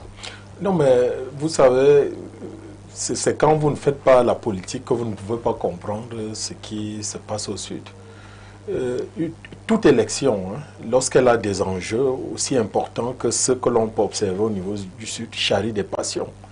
Et en termes de passion, il y a ce verbe qui peut parfois sortir de l'ordinaire pour exprimer. Donc tout est excusable. Non. On peut tout dire parce qu'il y a la passion Non. et justement faire comme si de rien n'était après. Pour exprimer nos instincts les plus grégaires. Mais là, on parle de menaces graves contre le parti. C'est comme nous avons vu un membre du comité central le faire. Non, ben, je continue à vous dire que c'est comme le sport. Oui. On était au sport tout à l'heure. Si vous vous mettez en plein marché central, à Douala, vous parlez mal des tons, on peut vous lyncher. Ça, c'est un fait, on peut vous lyncher. Donc, la politique... Lors d'une campagne, la première campagne, le président Eto'o était avec vous dit que si jamais Simon Messenguer était dans le four. vous aurez une minute puisque vous avez Écoutez, la politique, comme toute action humaine, charrie effectivement. et mercredi prochain, t'es pardonné. Non, bref, les fils du Sud Oui. vont se remettre ensemble et marcher dans le sens du développement de leur région, parce que je vous ai dit que nous, le Sud ferait quand même œuvre de pédagogie à ce pays en élisant à la tête de son conseil régional une femme pour montrer que la femme aussi peut, Cathy peut. Merci, merci Léonide. Monsieur le maire, Cathy peut, Madame Ba peut, malgré les contestations, malgré les ambiguïtés, malgré quelques remous, quelques relents, quelques paroles machistes, mais Madame Ba peut, elle est une femme, c'est la seule sur les 9 autres, et justement le projet qu'elle semble porter et séduire. Ce n'est pas ma posture, Stéphane Baga. Je voulais éviter d'aborder le pan anthropologique de ce que les gens se disent au Sud. Je vais vous dire ça autrement. Dites-nous.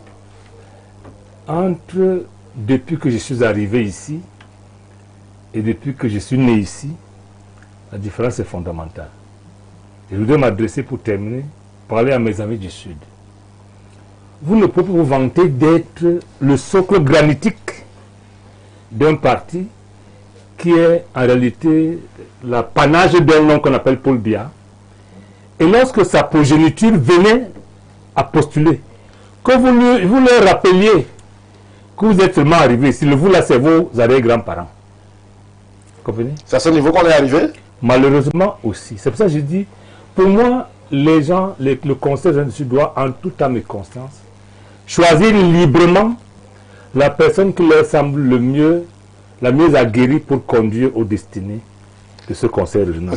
Vous voulez demander mon avis? En une minute. Moi, j'ai posé une question tout à l'heure. Qui vous a fait rire? L'ambiguïté, c'est eux qui les entretiennent. S'il vous plaît. J'ai posé une question qui vous a fait rire. Oui. Il y a quelques minutes. À 4 ans, il y a 4 ans, les mêmes acteurs étaient là. Ndo, Madame Meba, le président Eleva. Mais 5 ans plus tard, qu'est-ce qui a changé? On veut remettre la l'ordre établi. Non, il n'y a pas d'ordre établi en démocratie. Sinon, en 43 ans, qu'est-ce qui a changé pour qu'on veut changer pour le bien? C'est ça le problème. J'ai dit, chaque élection est l'occasion de remettre toutes les cartes sur la table et la battre. Le conseil de plein droit pour le conseil régional est l'occasion pour toutes les compétences, toutes comment vous appelez ça, les ambitions de s'exprimer. À charge pour les conseillers régionaux de se prononcer, c'est tout. Merci. Maintenant, Cathy Meba ne vous a pas dit, je n'ai pas entendu ça, que comme elle l'a fait chef de l'État, alors je n'ai pas entendu ça. C'est vrai qu'elle ne l'a jamais dit. Elle ne l'a pas dit. Comme il est blanc comme neige, alors non. Ces gens vous présentent, je vous ai dit, ce n'est pas un projet, des stratégies de mise en œuvre qui semblent divergentes, n'est-ce pas? Oui. Ou bien tout au moins différentes. Choisissez librement en fonction des outils que le conseil veut atteindre. Merci. Maître Jean-Guy Zogo, le Sud pourrait être un cas d'école. Une dame à la tête d'un conseil, ça pourrait aussi véritablement marquer l'ancrage que le président a voulu mettre en avant en évoquant, bien que vous ayez balayé le syllogisme, la question jeune et la question genre avec les femmes, mais on sait quand même qu'il faut commencer quelque part, peut-être. Je ne lui ai pas dénié la qualité de femme. Par contre, j'ai été clair, je suis péremptoire, elle n'est plus jeune. Et qu'il faut qu'on arrête de bluffer les jeunes Camerounais, parce que ceux qui sont jeunes, à un moment donné, on leur fait croire qu'ils sont des enfants. Beaucoup de ceux qui sont au gouvernement aujourd'hui ont accédé à des postes ministériels alors qu'ils étaient réellement jeunes. Par contre, est-ce que le Sud sera un exemple? Le problème n'est pas le fait de faire accéder à la tête de la région une femme. Le problème, c'est de faire accéder à la tête de la région quelqu'un qui est en capacité de correspondre aux aspirations des populations de la région du Sud. C'est tout ce qui nous intéresse, nous. Et c'est pour cela que l'Union des populations africaines passe toujours le temps à vous dire que les gens doivent réapprendre à mettre l'homme au centre des politiques publiques. Et les acteurs politiques doivent apprendre à faire en sorte que, pour que les populations s'intéressent à nouveau à la chose politique, qu'ils apprennent à s'intéresser à ce que les gens veulent réellement. Et c'est pour cela qu'il ne faut pas prendre à la légère les répliques communautaristes et identitaires qui s'expriment par les velléités d'accession à la tête de la région de la nièce du chef de l'État. Pourquoi on leur rappelle qu'ils ne sont pas de là? Alors, c'est vrai que c'est un exemple que nous, on n'a pas suivi. Attendez, on a essayé d'investiguer. Moi, je ne sais pas, on disait authentique et il est du Sud, c'est comme ça. Attendez. Ne racontez pas les choses que vous voulez raconter. S'il vous plaît, essayons d'être moins passionnés. Allez-y, Président, il reste très peu de temps. Je voudrais que, tout à l'heure, je vous ai dit que je suis un étonne de mon atelier. Mon père a enseigné à Djoum, comme prof de maths. Si j'étais né à Djoum, je ne serais pas un gars du Sud. Vous comprenez? Vous pensez vraiment que c'est des dessins? Attendez. Nous connaissons l'anthropologie boulonnais. Le problème se pose sur lequel? Ne dites pas ça. Le problème se pose sur lequel? C'est que là maintenant, ça a l'air de gêner les gens parce que c'est interne au RDPC et que ça concerne la famille présidentielle. Mais les gens subissent ce repli identitaire, ce communautariste identitaire un peu partout au Cameroun. Moi, la première fois qu'on m'a rappelé que je n'étais pas chez moi, c'était à Konolinga. Lors d'une élection, je voulais être président d'une association de parents d'élèves. On m'a dit non, Maître Zogo, vous ne pouvez pas être président de l'association de parents d'élèves ici. Vous n'êtes pas d'ici. Pourtant, j'avais 2 enfants là-bas. Et ceux même qui venaient revendiquer avaient peut-être un seul enfant. Certains n'avaient même pas d'enfants là au lycée. Donc, il faut faire attention. C'est vous qui prenez ça à la légère. C'est exactement ce qu'on disait tout à l'heure par rapport à l'autre qui a fait une vidéo où il vous dit si elle n'est pas élue, nous vous démissionnons du RDPC. Peut-être que ça peut paraître juste de la passion, mais non, je voudrais dire que derrière ça, il y a des débats de fond que nous devons prendre le courage d'adresser. Merci. Saint-Éloi Bidon, quel avenir pour le Conseil après toutes ces batailles? Est-ce que cet attelage qui aujourd'hui pourrait être hétéroclite pourra retrouver le bon feeling pour amener, parce que tous veulent le développement du Sud, mais après toutes ces dissensions, toutes ces menaces, toutes ces querelles, toutes ces polémiques, on pourra encore arriver à ce qu'on puisse se parler, se regarder dans les yeux et penser développement du Sud? Je suis naturellement pour l'égalité des sexes, à condition que les femmes se mettent dans les mêmes conditions que les hommes. Tout simplement. Au lieu d'avoir pour argument je suis. À ces personnes-là, je demande. À ces personnes-là, je demande. Est-ce que madame vous a dit que a un passé au RDPC. Il a été président de section. Moi, j'ai été président de cellule, président de comité de base, président de sous-section, président de section. Et sur le plan politique, j'ai un parcours que ces gens-là, il s'agit du RDPC, de l'élection d'un parti qui présente les hommes forts du parti, qu'ils nous apportent leur CV politique et on verra. Mais de toutes les façons, c'est l'occasion pour le RDPC de démontrer qu'il ne transigera jamais sur ce qu'on a appelé la discipline du parti. Merci. Ce qui est arrivé à Saint-Éloi devrait arriver à ceux qui vont s'entêter à poser leur candidature. Merci Saint-Éloi, Simon Messengue, Kati Meba, Gervais Ndo, le président V. Eleva. Alors, ça balance, mais une réalité est claire. Demain soir, il y aura un président. Oui, il y aura un président. Je voudrais d'abord rappeler que le RDPC ne connaît pas de stigmatisation sur le plan anthropologique, dans la mesure où vous avez certaines régions où vous trouvez des allogènes qui sont des élus. Et donc ce problème ne se pose pas. Il peut se poser sur le plan de certaines régions, sur le plan tribal et autres, mais sur le plan de l'architecture même et le choix du RDPC, ça n'existe pas. Donc ce problème ne devrait pas se poser au conseil régional, le problème de est-ce que la famille présidentielle serait du Sud ou pas. Non. Ces 3 personnes. Ça c'est un faux débat. Ça n'existe même pas. C'est un faux débat. Ces 3 personnes ont pratiquement les mêmes chances pour être président du conseil régional demain. Le RDPC n'est pas démocratique. Très bien. Donc, demain, peu importe qui sera président, il sera président de tout le conseil régional et les autres vont le soutenir. Merci. C'est de ça dont il est question. Merci, cher monsieur, d'avoir accompagné la réflexion qui était produite ce soir sur le plateau du Grand Soir. Nous, on va rester attentifs à ce qui va se passer du côté de Bolova. Oui, on a nos équipes qui sont déjà mobilisées sur le terrain, puisque cette élection charrie beaucoup de passion. Et nous sommes là où il y a la passion. Nous sommes là où il y a l'innovation. Nous sommes là où il y a les dames. Il y a une dame qui est candidate. On va voir justement si les choses peuvent changer et si justement on peut arriver à une nouvelle dynamique. Pourquoi le président il a passé, comme le dit Saint-Éloi. On va regarder tout de suite. Ce que vous allez regarder dans 8 minutes, ce sont les informations. Langue de Shakespeare, Mildred Fongué est dans les loges pour vous donner le meilleur de l'information en cette langue-là. 20h, langue de Molière, Madeleine Karen Biya aussi sera de la partie pour que vous ne ratiez rien de l'information d'ici, mais certainement d'ailleurs. Puisque vous êtes sur Info TV, c'est la chaîne de l'information. Bien le bonsoir.